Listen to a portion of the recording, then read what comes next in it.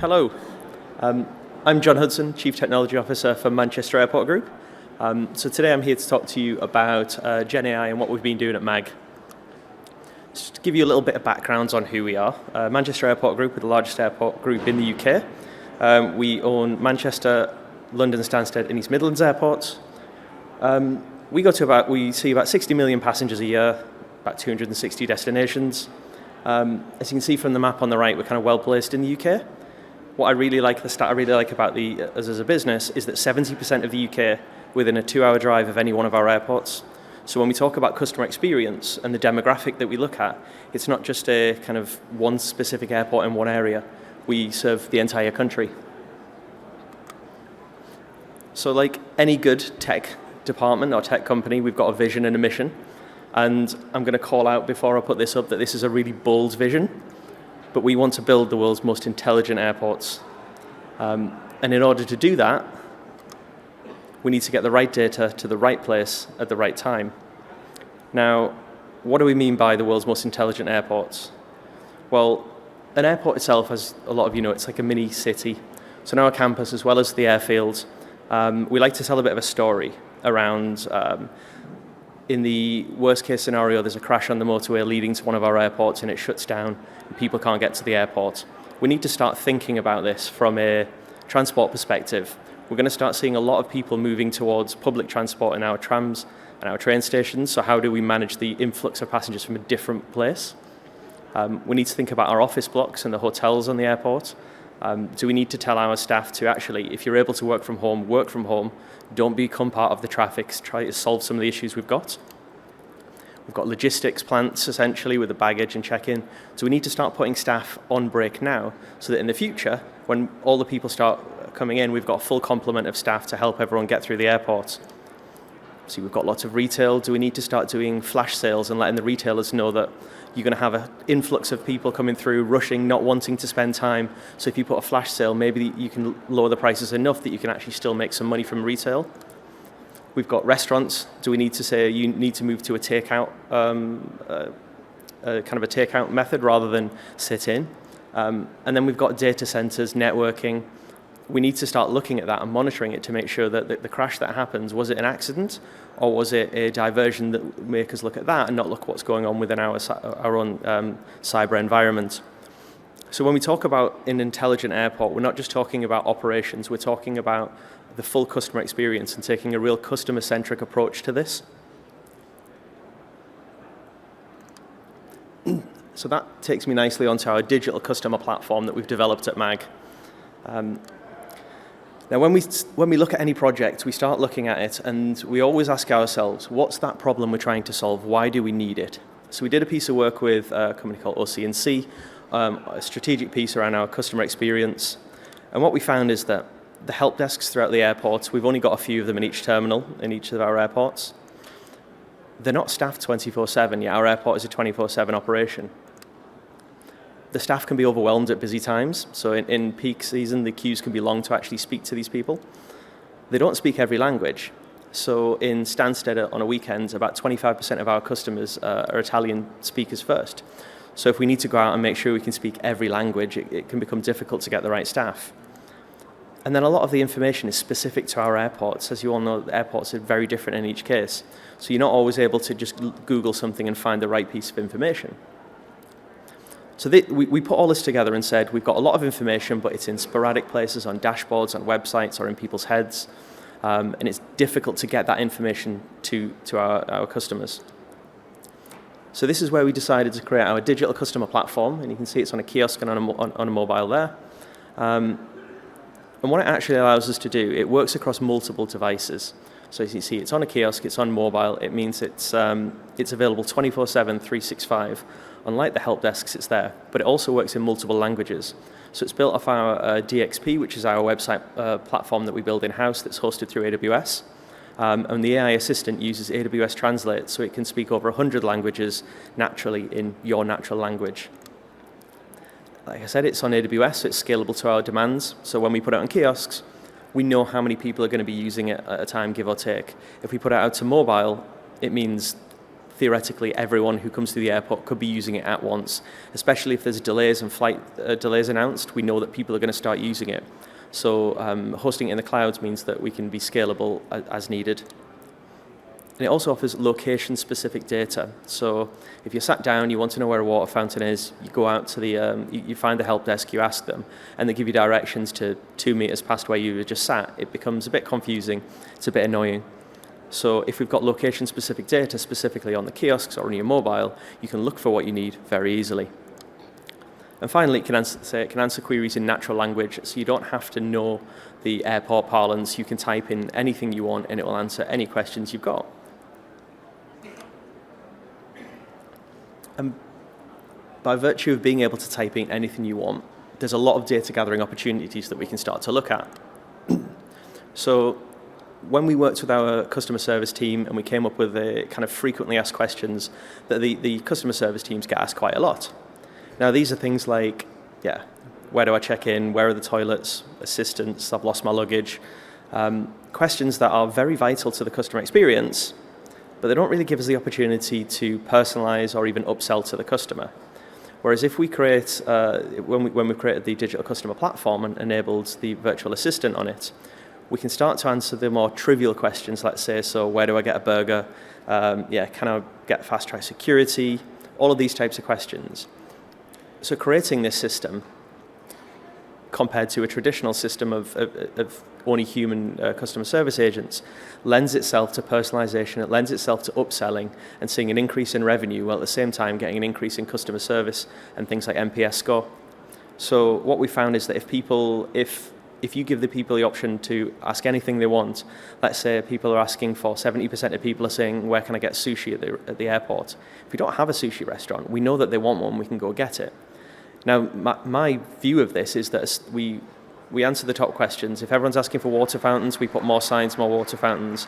The next thing is sushi restaurants. Ideally, the purpose of this is to get rid of it so that we answer every question we need.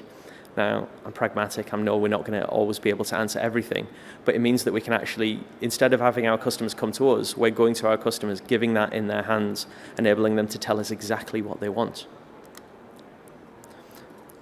Now, what's really important with that, especially when you use AI, is actually having that trust. Reputational damage is a thing for all airlines, all airports. Manchester specifically in the UK, we're not always rated the best. So this is one of the things we're doing. We're really focusing on that customer-centric approach to AI.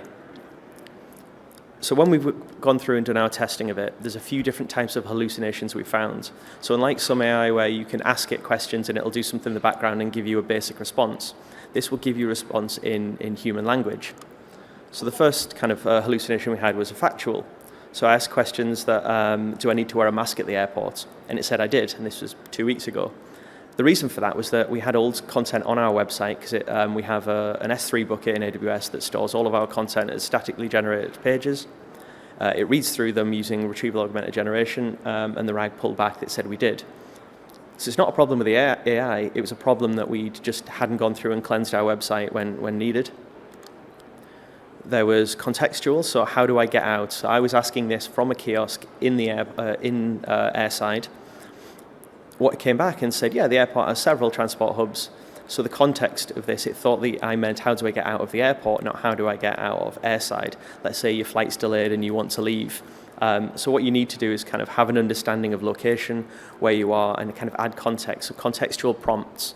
So I'm not going to go into the technical side of it, but you can add contextual prompts to your AI large language model to let them know if someone's talking about exits or getting out from in their airside, give them a different answer than if they're at landside and they just want to leave the airport. Next, there was overconfidence. So this is where I asked it what time my flight was, and it told me, give me a gate and a time. And the problem was, I hadn't given it any flight information. What it should have asked me was, can you give me a flight number? And the reason for this is we actually instructed it to be confident. When you go up to a person at an airport and say, which way is gate 3? If they're like, I think it's that way, you're not really going to trust them for it. But if they say, yeah, of course, gate 3 is just down here, it's about a 6-minute walk. So we instructed the AI to be confident. What we found was it was way overconfident, trying to answer everything. So again, we had to prompt engineer it to say, actually give it a few, if you don't know the answer, just ask for more information until you get that get what you need. There were some logical hallucinations. So I swear I go through security, and it told me that it can be found near gate 297 in Terminal 2. Now, clearly, if you can get to a gate, you haven't gone through security yet. What we found in here, there was a prompt that, for some reason, one of the engineers had put a prompt in that said, security's near gate 297. Now, what they might have said is a security point where you can go and ask a member of staff about something. We're not quite sure. But again, it's back down to the human side of it. I've seen a few different people talk while I've been here this week, and everyone's kind of nailed down that the AI itself does exactly what you tell it to do. It's about what you program in, so its testing is imperative for us when it comes to this. And finally, there can be a bit of ambiguity. So do I need a passport to go through security? Now, depending on where you are, especially in the UK, we've got the common travel area with Republic of Ireland, so you can go on with a driving license. Other places you need a passport. Again, it's about context for us. So contradictory context, one thing on the website will say one thing, somewhere else on the website will say something else. So it's about, again, giving it context and giving the right kind of prompts. So throughout all of this, the reason we found all of these bugs is because we were testing. And I think specifically with AI, testing is not one of the things that is very far advanced. So if anyone's done anything in AI, we're very happy to share knowledge what we've done, and we'd be willing to talk to everyone else on how you've tested it as well, because I think knowledge sharing is the way to go with this. So then what does the future hold for this? So this is I wouldn't say set in stone roadmap, it's some ideas we've had. So right now we've got the kiosks. We want to release it on mobile. We want to release it to everyone. So again, not only can you use it when you're in the airport, but you can use it from home. Personalization is a big thing for us. So one of the companies under Mag Group is Kavu, and they've got a stand kind of just under the Startup and Theatre Village near Hall 5. They do a lot of our e-commerce arms, so selling fast track, selling parking, selling lounge access. So we want to be able to hook into their My Account kind of API. So customers can say, okay, I've got my account, I can buy my fast track and my parking, here's my flight information. So we can start to offer them personalized offers. We also then want to do in-app purchases. So as an example, someone could be at the airport using the AI assistant and say, is there a lounge here? Yes, there is. Would you like to buy a pass? So they can buy a pass, and then we use Atrius for our mapping solution, which is very easy to say, get directions. So from one place, you can find out there's a lounge for the information, purchase it, and get directions straight on your phone and follow it directly there. You're not having to ask one person where the lounge is, another person what it costs, another person how do I get there. It's all in one encompassed app. We also want to look house to gate. So, for example, again, if you've signed up, you've got the app, you've got your account on there, and you've got your flight logged, it can start to tell you, you know what, traffic's a bit heavy at the minute. We advise you leave now because it's got your location. Then on the way, it might look at the check-in queues and say, by the time you get to the airport, check-in queues are going to be a bit long. Would you like to buy fast track security? So there's different things you can start to look at and do those in-app purchases. And then finally, and this one's kind of more of a long shot, about doing destination guides, working with booking companies, working with the destinations to say, I know, these are my interests. I like music festivals. So you're traveling to, you're in Madrid and there's a music festival going on the outskirts. We can let you know that's on there and start to look at those kind of things. So what we see this is, whether we'll do all of these and we'll get to the travel destination, it's on our roadmap. It's something we're going to be looking at. But we definitely see this as a way to hook in from all the way at home when you're thinking about booking your flights and booking parking, all the way through to when you're at your destination. And at every point in here, there's data gathering opportunities. One, so that we as airports can look at our passengers and understand what they want and give them a better experience and get that NPS score increase and better customer experience. And it also gives us the opportunity to upsell and increase our revenue. So to conclude, for me, the most important point is that understand the problem you're trying to solve. A lot of people say this, but using AI for the sake of it, it's pointless. It's not going to get you anywhere. It's going to cost you a lot of money. It's not a silver bullet. But if you understand the problem and AI is a good solution, then by all means, go ahead and look at it. You want to reduce the barrier for giving getting data from customers. So again, if we put this in the palm of their hands, we let them ask for anything they want. It makes it really easy for us to find out exactly what our customers want. We're not asking them to come to us, we're going to them. Using data gathered to set your wider roadmap. Again, use that data, listen to what your customers have got to say. If they want a sushi restaurant, go out and get a sushi restaurant. If they just want to find the water fountains, put better signs for the water fountains. And finally, really verbose requirements and in-depth testing is imperative. If you're putting AI out there that can not just gather information but actually give information back, to stop that reputational damage or harm customers or even operational disruption, testing is imperative. That's my presentation. If anyone's got any questions, I'm happy to take them.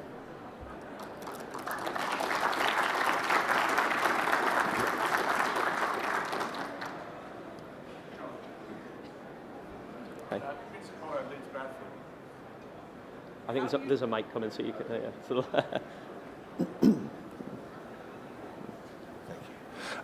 Vincent Hodder leads Bradford Airport, just down the road.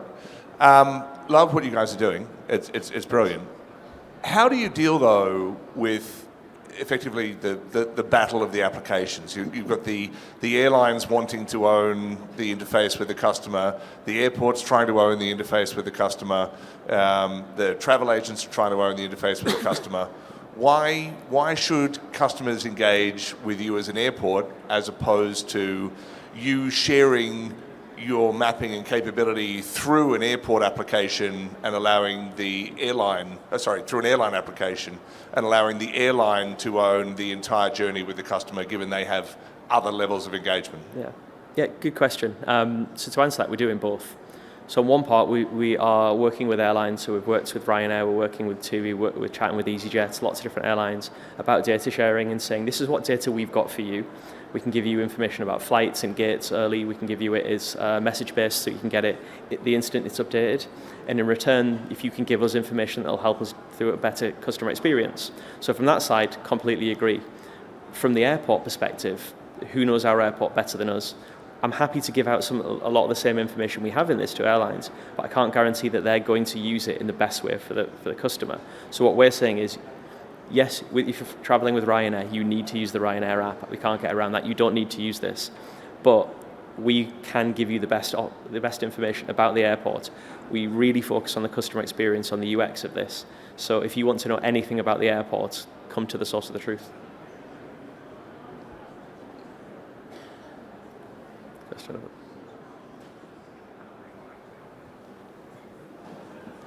Yeah, thanks. Jasper van Hooyen from Falcon Consulting. You talk now about the use of LLMs in the conversational context. Do you guys also use it for process optimization, more internal looking? Not yet. So one of the things we're looking at is around our service desk. So looking at putting an LLM in front of the service desk, so if you need to know how to change your passwords or you need a new mobile phone, those kind of things can be answered really quickly. So that's one of the next steps we're looking at. We're actually also looking at using the LLM to put on top of the data we gather so that we can start asking it questions like, what's the topic most people ask questions about? So we don't have reams and reams of data and data analysts sat down. We're actually using the same LLM that we give to customers to actually look at the data as well. So there's a few options with it. But yeah, I think this being our first is we're putting a lot of time and effort into testing and getting this right and learn from this before we start trying to do too many things at once. Like, yeah, learn to walk before we run.